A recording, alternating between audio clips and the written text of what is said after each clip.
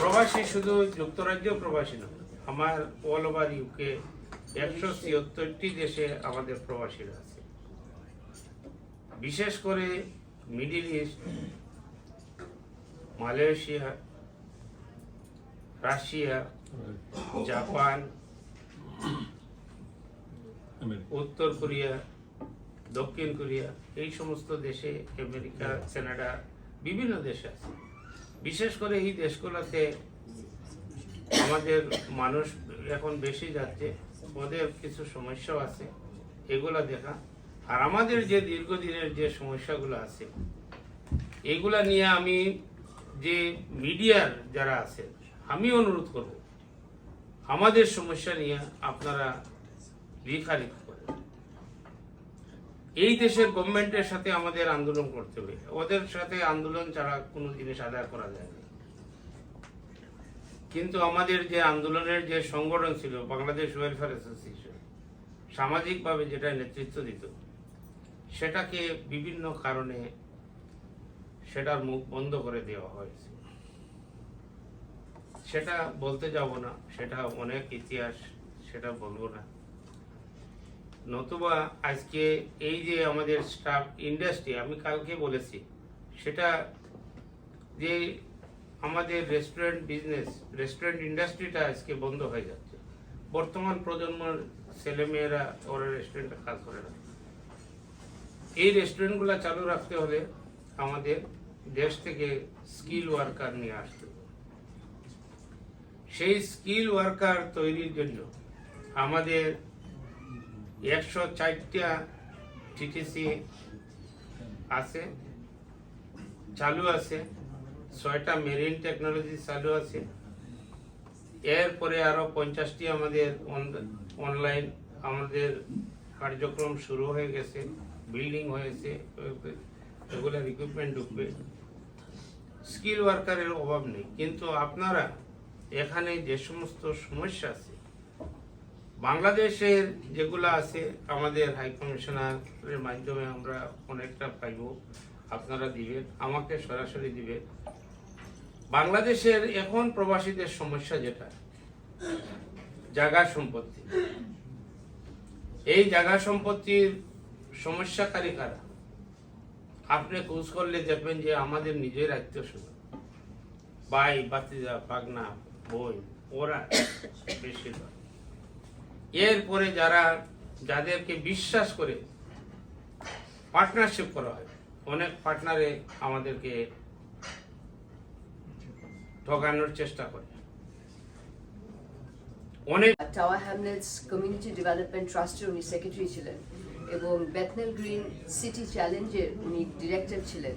এরকম বিভিন্ন রকমের আলতাওয়ালি পার্ক থেকে শুরু করে আসলে ব্রিটিশ বাংলাদেশি কমিউনিটির যে সব সিগনেচার যে জিনিসগুলো, এই জায়গাটায় যখন 1970-এর দশকে, 80-এর দশকে, 90-এর দশকে যে সমস্ত মূল স্থাপনাগুলো হয়েছে, প্রত্যেকটা জিনিসের সাথে ব্রিকলেন মসজিদ থেকে শুরু করে আলতাওয়ালি পার্ক থেকে শুরু করে সবকিছুর সাথে ওনার লিডারশিপ পজিশনে উনি সবসময় প্রথম কাতারে থেকে একজন সংগ্রামী নেতার পরিচয় পেয়েছেন। উনি অত্যন্ত দেশের জন্য কাজ করে, দ্বিতীয় বছর 2 দেশের জন্যই কাজ করে, তৃতীয় বছর সে ওই দেশেরই বাসিন্দা হয়ে যায়। তা আমি এখন মোটামুটি 6th ইয়ার আসছি। আমি নিজেকে এখন ব্রিটিশ বাংলাদেশি ভাই মানে ছাড়া কিছুই চিন্তা করি না। আমি মনে করি যে আপনাদের সবকিছুই আমার ইন্টারেস্ট এবং সুখ দুঃখ আমার সুখ দুঃখ। কাজে হাই কমিশনে আমি মাননীয় প্রতিমন্ত্রীর জ্ঞাতার্থে জানাতে চাই যে আমরা কিন্তু এখানে 3টা জিনিস আমি নোটিস করেছি, উল্লেখ হয়েছে থেকে একজন আমার মনে হয় বাংলাদেশ থেকে সাংবাদিক এসে উনি বলেছেন এনআইডি আসলে বাংলাদেশ হাই কমিশন মাননীয় প্রধানমন্ত্রীর নির্দেশে গত 30শে ডিসেম্বর প্রবাসী কল্যাণ দিবসে আমাদের এনআইডি সার্ভিস চালু হয়েছে। এখান থেকে কিন্তু আমরা এনআইডি এনরোলমেন্ট হচ্ছে আমাদের, এবং 500 কার্ড আমরা প্রিন্ট করেছি। আর এনআইডির সুবিধাটা হচ্ছে ওয়ান্স ইউ এনরোল, আপনি কিন্তু অনলাইনে আপনার কার্ডটা পেয়ে যান, সাথে সাথে পেয়ে যান। যখন এটা প্রসেস হবে আপনি পেয়ে যাবেন কার্ডটা, এবং এটা আপনি প্রিন্ট নিয়ে নিতে পারেন। তবে স্মার্ট কার্ড প্রিন্ট আমরা 500 নিয়েছি, এটি আমরা হস্তান্তর করিনি। এখানে ইলেকশন কমিশনের আসার কথা। বাংলাদেশে বোধহয় স্মার্ট কার্ডের একটা সমস্যা আছে, মানে এখন হয়তো আমরা কিছু ঘাটতি আছে, বাট আমাদের স্মার্ট কার্ড আশা করছি 500 স্মার্ট কার্ড আমরা ইলেকশন কমিশনের আসলেই তুলে দিতে পারবো। এই মাসে না আসার কথা ছিল, হয়তো আগামী মাসে আসবে। আর আরেকটি কথা, আমি আওয়ামী লীগের অনেক নেতৃবৃন্দ আমরা টেলিফোন বদলে না, টেলিফোন যেটা ছিল এইটাই আছে, এইটাই থাকবে। এই দেশ একটা যেটা 1-to-1 আছে, আপনারা ওনার সাথে যোগাযোগ করবেন। আর আমার সাথে আমার কথা আমার ভাই আনাস ভাষা বলেছে, শফিকুর রহমান চৌধুরীর মত বিনিময় অনুষ্ঠান। এই মত বিনিময় বিনিময় বা ভালোবাসা, আমি মত বিনিময় বলি না, ভালোবাসা বিনিময়।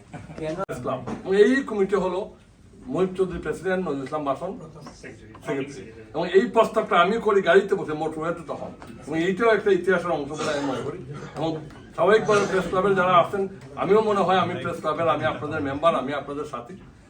শফিক ভাইকে নিয়ে এখানে আমরা আপনাদের সবার সঙ্গে আবার দেখা হলো, সেটাই আমি এনজয় করতে চাই। আর কোনো বক্তব্য নেই। আপনাদের সবচেয়ে বড় যে কথাটা বলেছেন, উনি প্রবাসী মন্ত্রী না, প্রবাসী ছিলেন। উনি জানেন যে আসলে সমস্যা কি, সমাধানের উপায় কি, এবং আমরা যদি তাকে সমাধানের ক্ষেত্রে তার হাতটাকে শক্তিশালী করি, তাহলেই কিন্তু তার সাফল্যটা আসবে।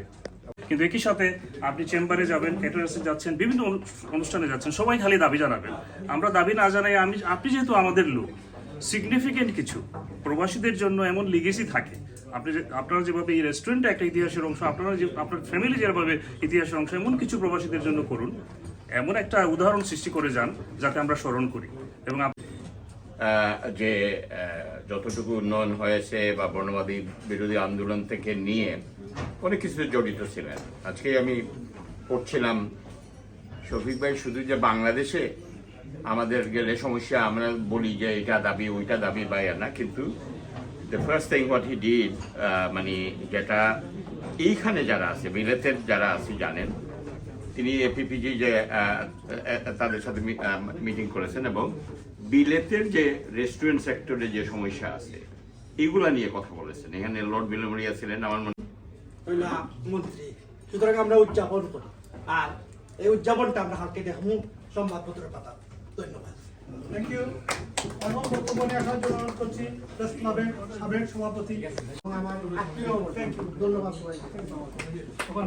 আমাদের সাংবাদিক সিনিয়র ভাইরা বলেছেন, আসলে প্রবাসীদের তেমন কিছু পাওয়ার বা চাওয়ার নেই।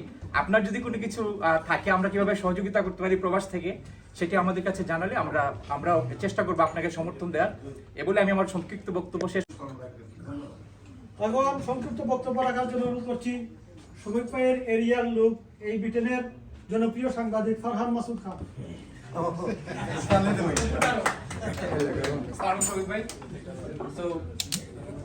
ভাই যেহেতু বলেছেন, এবারে যখন মন্ত্রিসভা হয়, তো প্রবাসীদের সবার আগে একটি ইন্টারেস্ট থাকে যে সিলেটে ইস্যু হলেই মানে আসা যাওয়াটা যেভাবে ছিল আর কি, সত্যি আগের মতো সেই আসা যাওয়াটা আর নেই।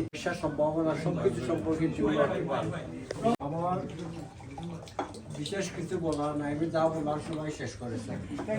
আমি শফিক ভাইয়ের জন্য দোয়া করি।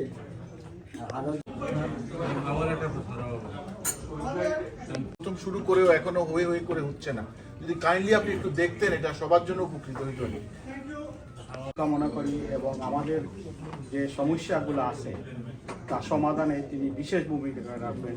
সভাপতি, সাপ্তাহিক পত্রিকার নির্বাহী সম্পাদক জনাব এমদাদুল হক চৌধুরীকে নিয়ে আসার জন্য, শুভেচ্ছা বক্তব্য নিয়ে আসার জন্য অনুরোধ করছি প্রেস ক্লাবের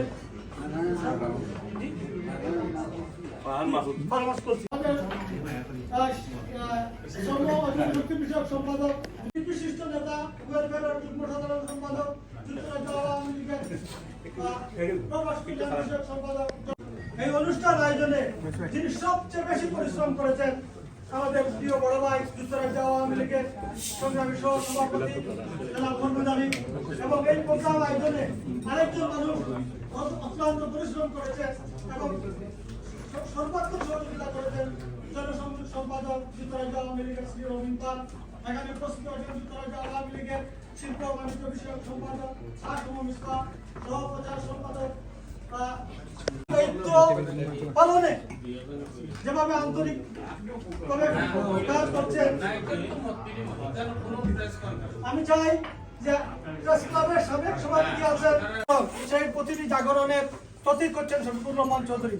বর্ণবাদ বিরোধী আন্দোলনে অনেকেই এখানকার সাংবাদিকরা শফিক ভাইয়ের সাথে আন্দোলন করেছে। এই যে বাংলা টাউন প্রতিষ্ঠা হয়েছে, সেই বাংলা টাউন প্রতিষ্ঠায় শফিক ভাই নেতৃত্ব দিয়েছে।